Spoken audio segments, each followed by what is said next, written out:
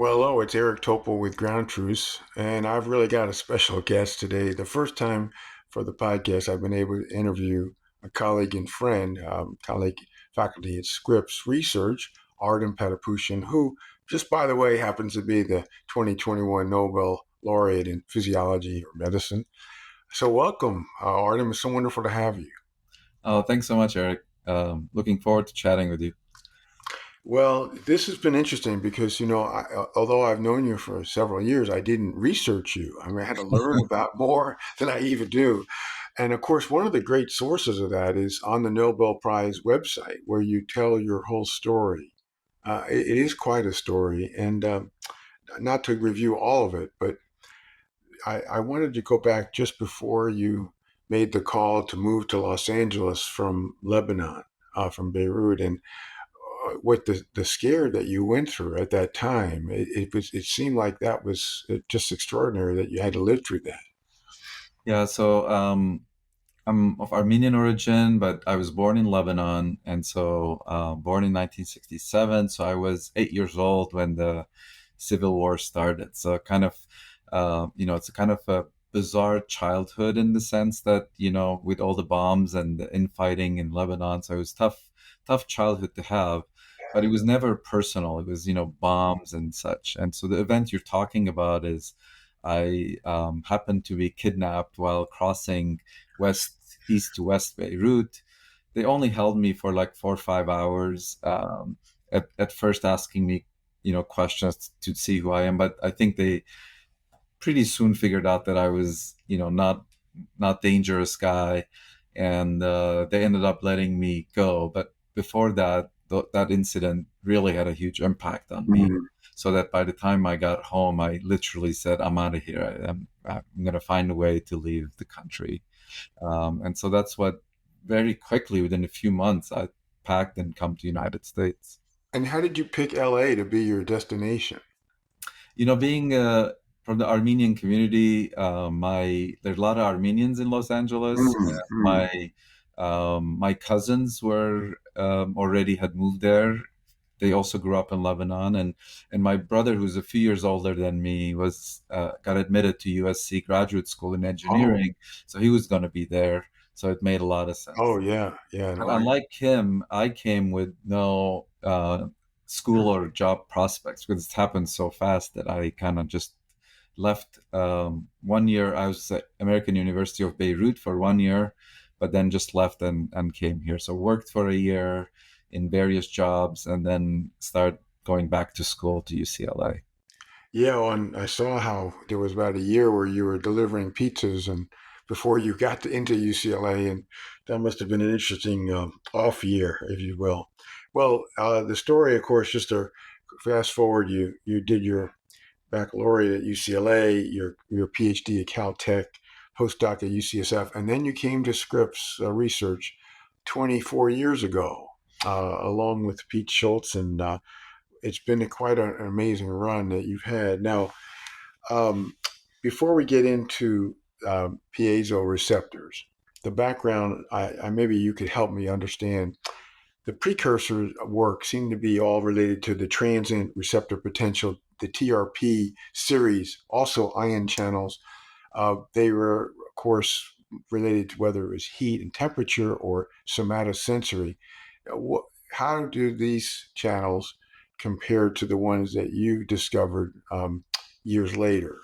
Yeah. So, the somatosensory neurons that innervate your fingertips and everywhere else in your body, their main job is to sense temperature and pressure. And this is very different than any other neuron or any other cell, right? So when you touch a hot stove, that burning hot, you need to know about that immediately within milliseconds, or something cold. So the opposite side of it is pressure sensing, and it also comes in light touch, which is pleasant, or hammer hitting your finger, which is unpleasant. But all of these have the same characteristic anyway. That is, your body has learned at the molecular level to translate a physical stimulus, such as temperature and pressure, into an electrical signal that neurons use to communicate. with each other. And so, but this idea of how you translate, physical stimuli into chemical or electrical signal has been a long open question Mm. because, as you know, most of our cells communicate by chemicals, whether that's hormones or small molecules. We know how that works. Receptor binds to a ligand, conformational change, and you get a kinase activation, right? Then that's enough. But here, how do you sense pressure, right? How do you sense temperature? It was just there wasn't much known about that, and that's why our earlier work on trip channels, which were temperature sensors, were kind of the came before the pressure, and so they're very related in that sense. The structure of these, if you were to look at them, do they look pretty similar? What the TRP trip, as you say, and what you then back to 2010 science paper, which we'll link to, of course, the classic paper where you describe PIEZO Yeah, 1 and 2. But yeah. if you were to look at the structures, would they look pretty similar? No, it's a good question, and they absolutely don't. Um, That's why finding these receptors were so hard. So if you go back to other sensory receptors, right? Vision, rhodopsin, G protein coupled receptor.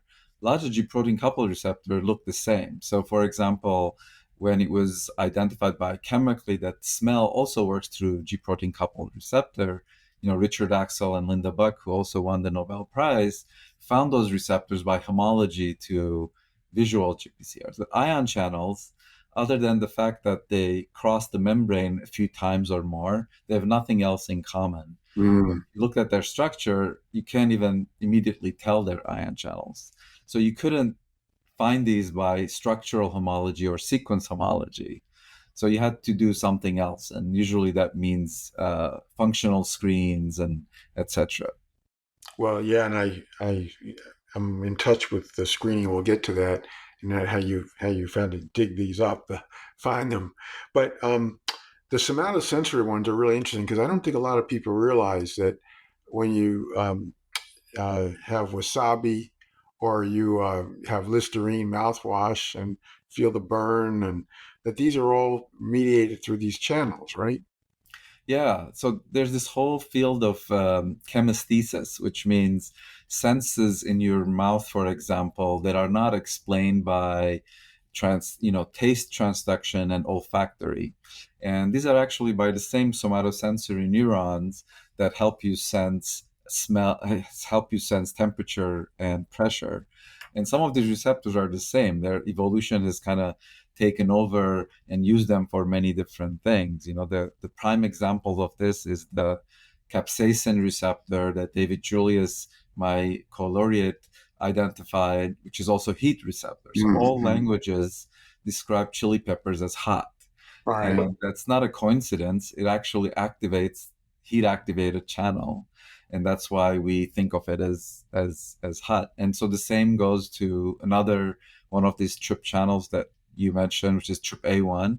And this one is also activated by a lot of spicy foods other than the chili pepper active ingredient, includes what's in garlic and onions and everything that has this burning sensation. And chemicals of this and wasabi and chemicals of this are used in over-the-counter products like Listerine that cause that burning sensation in the mouth. So when you're chopping onions and it makes you cry, is that all part of it as That's all well? tryptophan one, yeah. You know, it's wild. Now, this was the groundwork.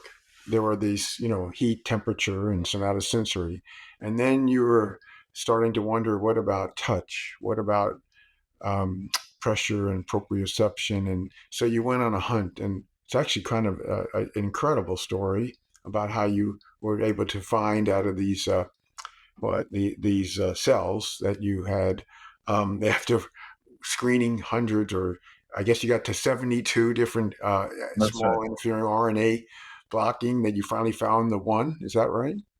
That's right. So, in retrospect, looking back at it, I think there's such interesting scientific message there, and so many of us were looking for these touch pressure sensors, and we were all looking in the DRGs, the sensory neurons that are complicated, heterogeneous. They don't divide, so it's not easy to do a screen on them.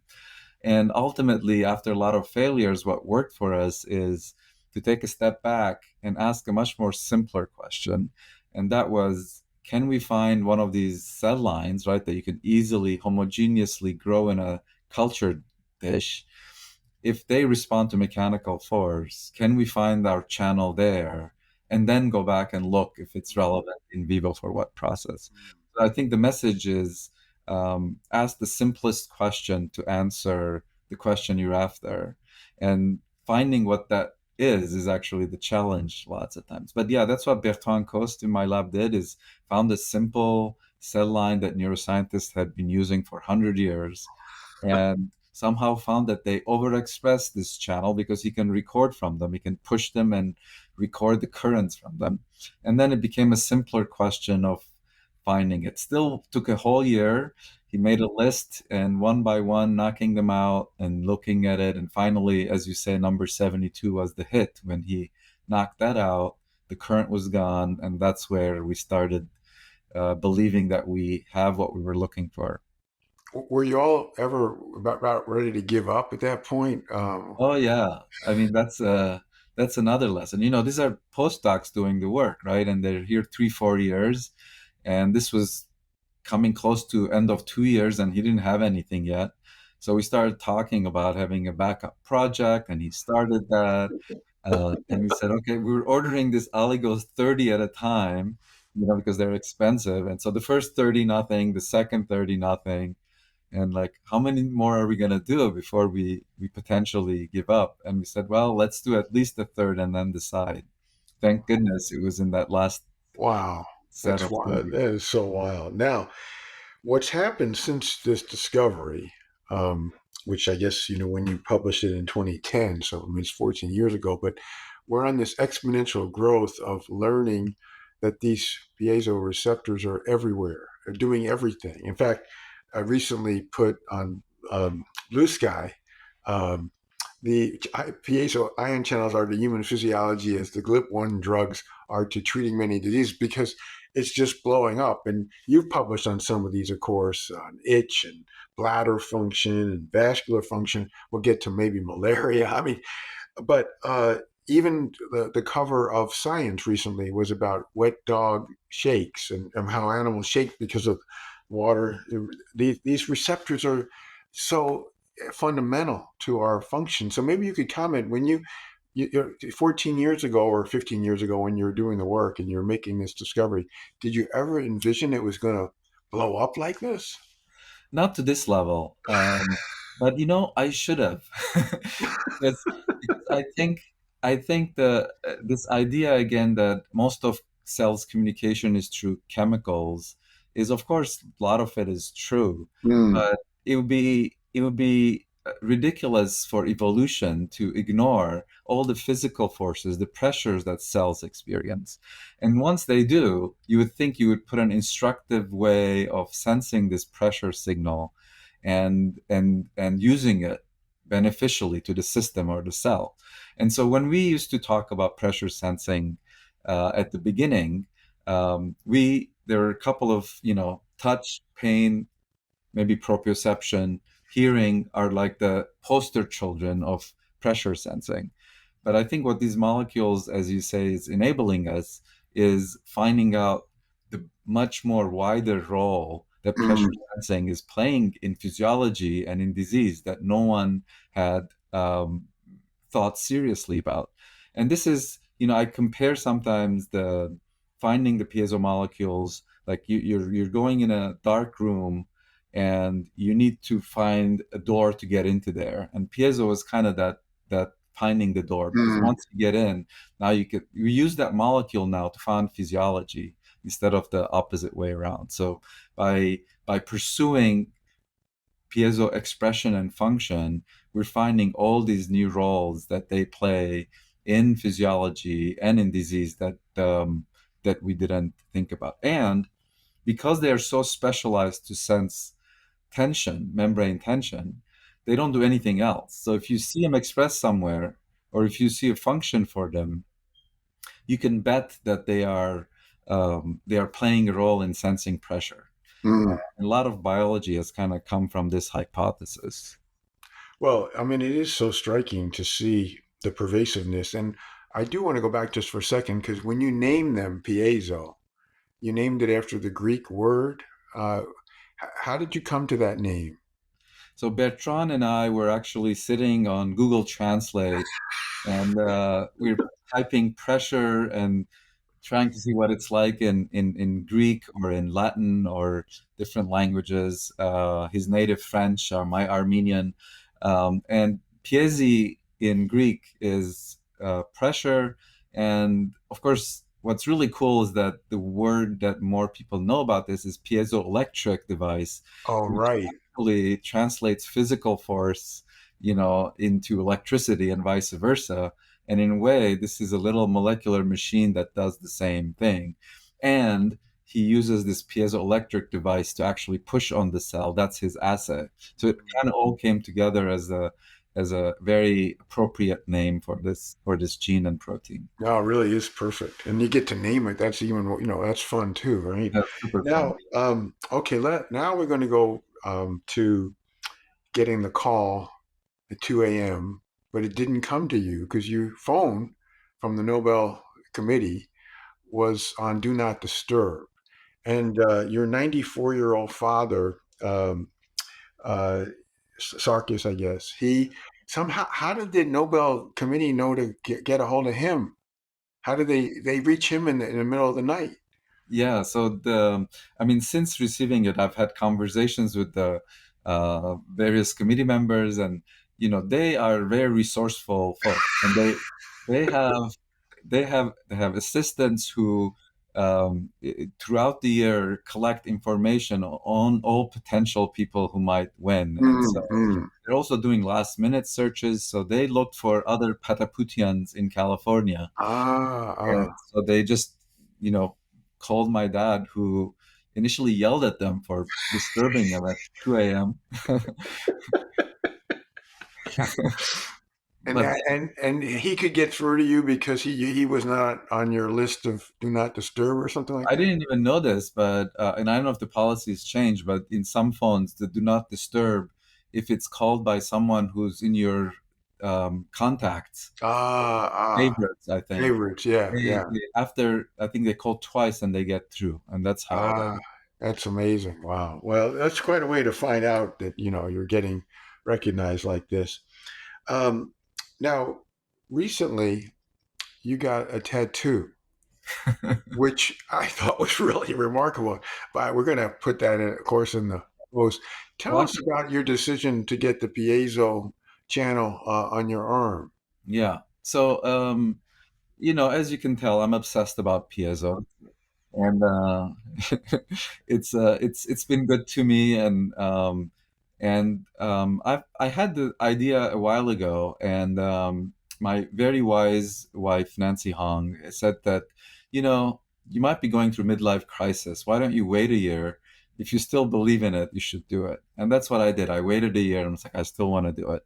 And I guess I could show it. Here it Yeah. is. Oh, yeah. Yeah. There it is. Oh, What's really wow. cool is that I can pretty much flex to show the activation mechanism, because the channel is kind of like bent like this in the plasma membrane. Yeah. When it's stretched, it opens and it Uh, actually flattens like this. So I feel like, other than being a tattoo, this is a, both performance art and instructional device. When I'm, giving talks without PowerPoint slides, I could give a demonstration how this ion channel works. it's wild. Now, how did you find a tattoo artist that could? I mean, it's pretty intricate. Yeah, Thing I mean, that's not your typical tattoo. yeah. So I mean, I put it up on social media that I was thinking of doing this, and many scientists are into tattoos. So I actually got so Oh, many recommendations, oh, wow. and one of them was a local here in San Diego, and she's very popular. I Mm, had to wait 6 months to get this. I was on a waiting list. 6 months waiting list. Oh my I gosh. was the appointment was 6 months off when we made it. So she's very popular and she's very good. So, Was it painful to get that done? well, that's actually really cool, right? Because piezo 2 is involved in pain sensation, and I felt it while it was being tattooed on my arm. Uh, Ooh, it ooh. took a Well, whole day. I was there like 6.5 hours. Oh my gosh. Wow. Now that gets me to pain Yes. because, uh, well, I'd like you to talk a bit about the people that don't um, have mutations or loss of function piezo receptors, Hmm. and also what your thoughts are in the future as to maybe we could develop a lot better pain medications than we Yeah, have yeah, today. yeah. We're working on it. So you're right. One of the great parts of the science story, and this is mainly the work of Alex Chesler and Karsten Bonneman at the NIH, where they identified people who came to the clinic for undiagnosed conditions, and they were uncoordinated and had difficulty walking. And when they did whole exome sequencing, they found that they had mutations in PSO2. They were loss of function, as you say, so complete loss on both chromosomes. And when they started testing them, they realized that just like we had, described them in animal models, humans without PSO2 as well didn't sense touch, don't have proprioception, this sense of where your limbs are that's so important for balance and most other daily functions that we take it for granted.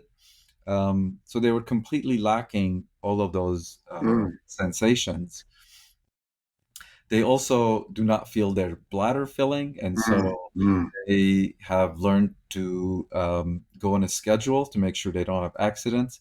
And many of these projects that we've done in the lab, collaboration with Alex Chesler, etc., have come from the observations of what else these individuals experience. And so it's been a great kind of collaboration, communication between mechanistic animal model studies and the clinic. And so one of the things that these individuals don't sense, in addition to touch, is something called tactile allodynia, which is simply when touch becomes painful.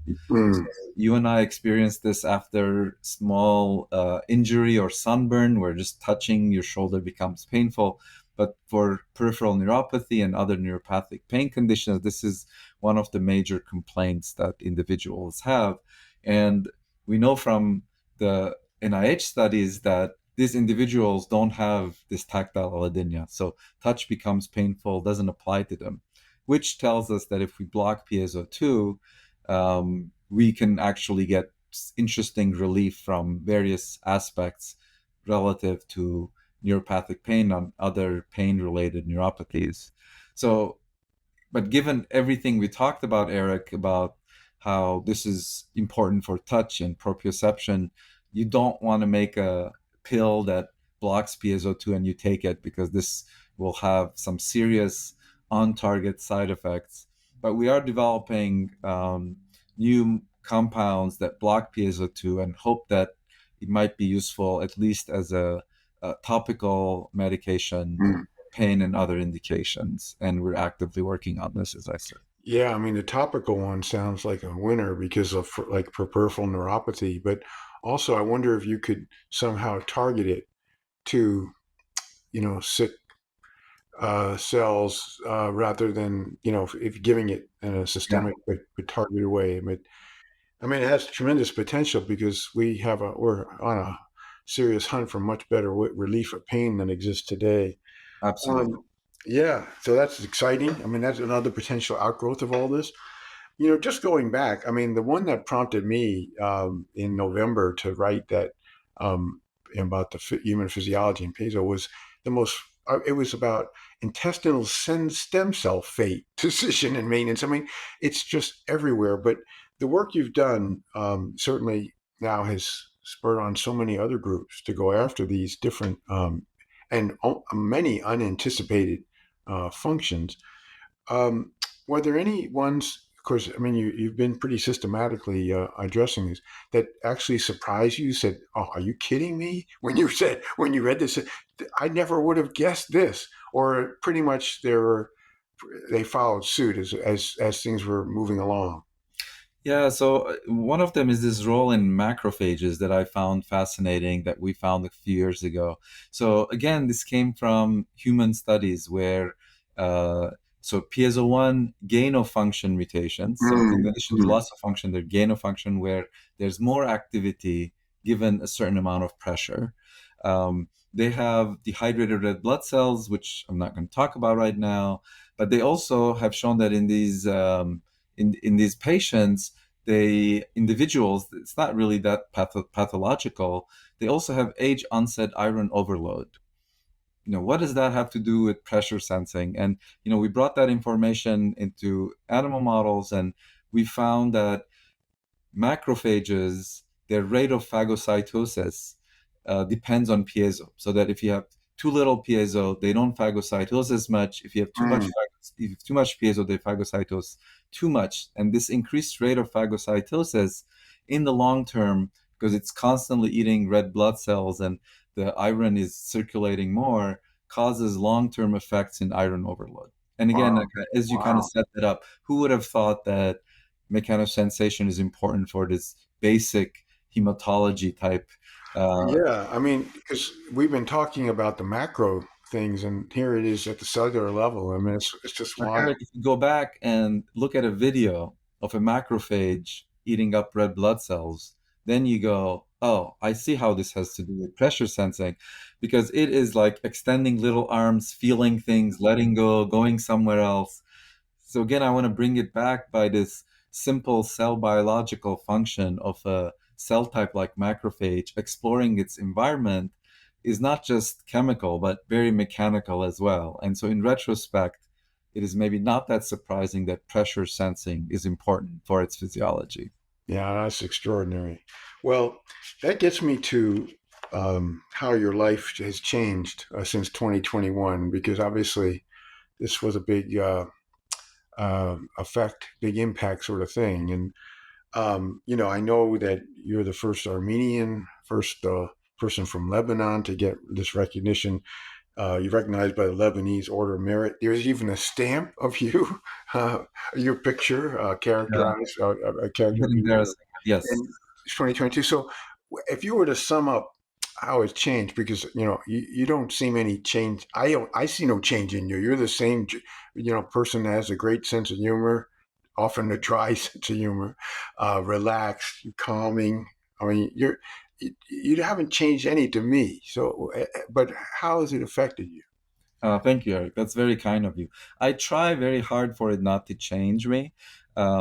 I do get a little bit more attention, a ton more invites, which unfortunately I have to say no to a lot of them because, and I'm sure you're very familiar with that concept.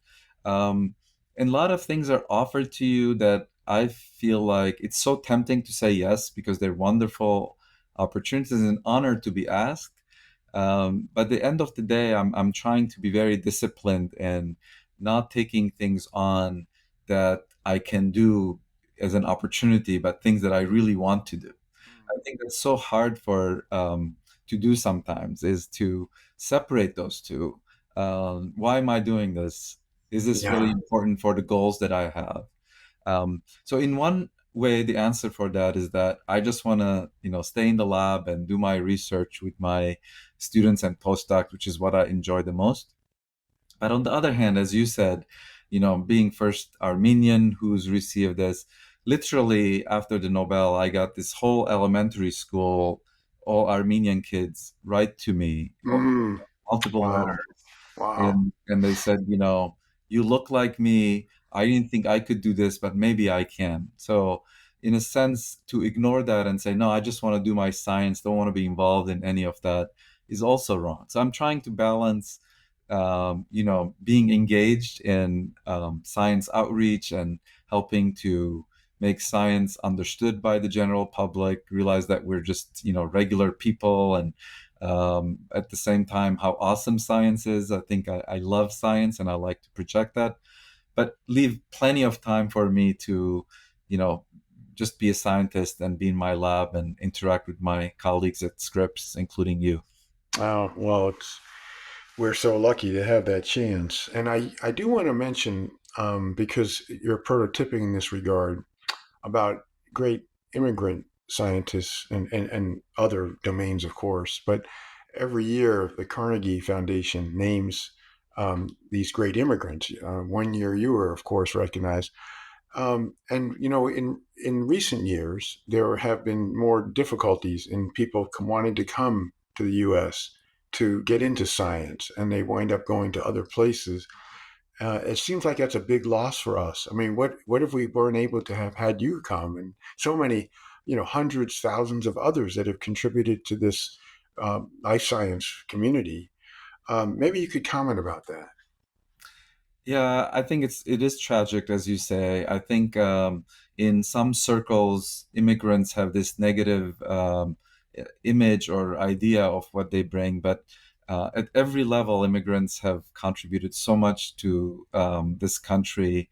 It's a country of immigrants, of course, to start with, and I think it is important to put up a positive image of immigration. And science is the ultimate example of that, right? I mean, I think when you go into any laboratory, you probably find, if there's a lab of 16 people, you probably find people from 10 different countries, and Right, we right. all work together. And the idea of also immigrant, and especially about science, is that I'm a big believer of changing field, changing things, because and just like that, immigrants have changed their whole life. So they come to a new culture, they bring with them their own way of thinking and their way of seeing things, and then you come into a new environment and you see it a little bit differently. So that kind of change, whether it's because of physical immigration or immigrating from one field to another in science, is really beneficial for science and society. And I think um, positive examples of this are an important part of highlighting this. And Yeah, I no, think I couldn't agree it's with you also more, really. Now, speaking of migration, there's been recently a big migration out of X, formerly Twitter, to Blue Sky, which I like the metaphor, you liken to the Serengeti. Can you tell us about you?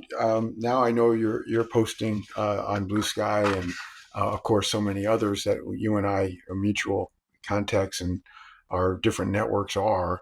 What do you think about this migration outside of what was the platform where a lot of this, we shared things on X or before Musk took over, known as Twitter.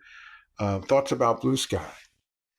Yeah, I think I use social media for a few reasons. The number one reason should be is to get see new science by colleagues. So my main point is that. But also, again, I having fun in science is a big part of my draw to this. And as you can see from my post, it's a bit lighthearted, and Right. that's really me. Yeah. And I think on Twitter, things start getting a little bit dark and too many negative comments, um, and it was just not productive. And I just felt like after the elections, I felt like it was time to migrate. And I find Blue Sky a great scientific community, and it's remarkable how quickly people have migrated from Twitter to Blue Sky. And but the counter argument for this is that you should stay in a place where majority of people are, because being in a bubble surrounding yourself by people like you doesn't help society. And so I get that perspective as well. It just depends on what you're using the platform for. um, and it's a difficult issue, but yeah, I've taken a break, probably long-term break from Twitter. I'm on Blue Sky now. Yeah, And no, the point you're bringing up about the echo chamber and, is there going to be one for, people that are, have leaning one way and they're thinking and another, with a whole different, often politically charged and even extreme views. It's really unfortunate if it does wind up that way. But right now, it seems like that migration is ongoing and it's substantial. And I guess we'll see how it settles out. I share your concern. And so far, I've been trying to keep a foot in both areas because I think if we all were to leave, then we're just, kind of yeah, caving into a. and It's tricky though. It really is because the noxious, toxic type of comments, even when you try to avoid comments, you say only followers that can make a comment. They'll of course quote your thing and then try to ding you and Yes. whatever. It's just crazy stuff, really. I mean, what I think is that that's why I said depends on why. I mean, your presence on social media is such an important part of science education, and I could almost say you can't afford to, do what I do, which is I'm just putting my goofy posts and having fun. So, so we have different purposes in a way, and yeah, that affects the what you use and how you use it. Yeah, no, it's tricky, really is. Um, we covered a lot of ground. Is there anything I missed that you want to, get out there? Um, any part of this, your story and the Piezo story, science and everything else that I didn't bring up. Um, I I just I just think that the basic science community is really suffering from decreasing amounts of funding and appreciation of doing basic science. And one of my goals, in addition to this immigrant scientist thing, is to remind people that all medicines start with basic science work. And funding this has mainly been through NIH, and it's getting harder and harder for basic scientists to secure funding. And I'm really worried about this. And um, and we need to find ways to be okay for people to do basic science. And I'll give you one example. Whenever we make a publication and there's a journalist talking to us, or some any kind of press coverage, they ask, how is this directly affecting patients? And my work actually is very much related to patients. And I answer that question, but I also say, but it's also important to do science for the science sake, because you don't know where the applications are going to come from.